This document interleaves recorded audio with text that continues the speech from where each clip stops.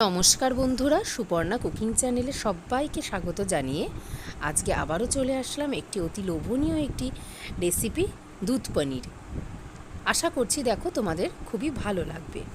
কড়াইয়ে প্রথমে সাদা তেল গরম করে আমি প্রথমে 200 গ্রাম পনির নিয়েছি, সেটি ভেজে নেব। এটি হালকা একটু লবণ দিয়ে ভেজে নিতে হবে, কোনো রকম কিন্তু হলুদের ব্যবহার আমি করব না। এই রান্নাটি তোমরা কিন্তু লুচি, পরোটা, পোলাও সাথে অবশ্যই ট্রাই করো, ভীষণ ভালো লাগবে। ভীষণ সুস্বাদু একটি রেসিপি এবং তেল মশলাটা কিন্তু আমি খুবই অল্প ব্যবহার করব। ঠিক এইভাবে দেখো লালচে করে পনিরগুলো ভেজে নিতে হবে। তারপরে একটি মিক্সিং জারে আমি আমন্ড নিয়ে নিয়েছি, 7 থেকে 8টা আমন্ড নেব। তোমরা চাইলে এখানে কাজু বাদামও ব্যবহার করতে পারো, আর আমন্ড দিলে একটু টেস্টটা আরও বেশি ভালো হবে। আর পোস্ত আমি 2 চামচের মতো নিয়েছি। ব্যাস ওটা একটা পেস্ট করে নেব। এবং আরও একটি পাত্রে দেখো আমি নিয়েছি লবণ, শুকনো লঙ্কার গুঁড়ো এবং জিরের গুঁড়ো। ব্যাস এই 3টে জিনিসেরই আমি পেস্ট বানিয়ে নেব জল দিয়ে। এরপরে আমি সাদা তেল গরম করে কড়াইয়ে গরম মশলা এবং জিরে ফোড়ন দিয়ে নেব। হালকা একটা গন্ধ বেরোলে আমি গুলে রাখা যে মশলাটা ছিল, লবণ, শুকনো লঙ্কার গুঁড়ো এবং জিরে গুঁড়ো, সেই পেস্টটা দিয়ে নাড়াচাড়া করে রাখবো। একটুখানি আমি দেখো ঢেকে রাখছি যাতে মশলাটা ভালোভাবে কুক হয়ে যায়। দেখো ভালোভাবে তেল ছেড়ে এসছে। এরপরে কিন্তু আমি পনিরগুলোকে এক এক করে এর মধ্যে দিয়ে দেব। অসাধারণ খেতে লাগবে বন্ধুরা, তোমরা কিন্তু বাড়িতে একটিবার হলেও ট্রাই করো এই প্রসেসে। কিন্তু দেখো একবার ট্রাই করে, আর আমাকে কমেন্টে কিন্তু অবশ্যই জানাতে ভুলো না কেমন লাগবে। দেখ এইভাবে সুন্দরভাবে কিন্তু মশলার মধ্যে পনিরগুলোকে খুব সুন্দরভাবে মিশিয়ে দিতে হবে।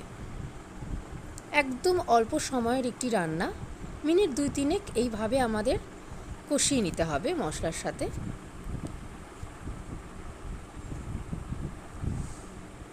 তারপরে তোমরা পরিমাণ বুঝে একটু জল অ্যাড করে নেবে। দেখো আমি মোটামুটি হাফ কাপের মতো জল অ্যাড করেছি। আরেকটু যদি প্রয়োজন মনে করে তাহলে আরও একটু তোমরা জল অ্যাড করতে পারো, তবে কিন্তু জলের পরিমাণটা অবশ্যই তোমরা তোমাদের নিজেদের পছন্দ অনুযায়ী দেবে। তারপরে দেখো একটি পাত্রে আমি মোটামুটি 1 কাপের একটু কম বলতে পারো, হাফ কাপের একটু বেশি দুধ নিয়েছি। যেহেতু এটি দুধ পনির, আমি কিন্তু এমনি দুধটাই আমি জাস্ট দিয়ে দিলাম, কোনো কিছু অ্যাড করিনি দুধের মধ্যে। দুধটা দেওয়াতে পনিরের কিন্তু টেস্টটা আরও দ্বিগুণ বেড়ে যায়।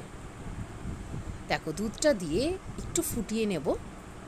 হালকা লো টু মিডিয়াম আছে আমি কিন্তু ভালো করে আমি ফুটিয়ে নিয়ে তারপরে কাসুরি মেথি দিচ্ছি।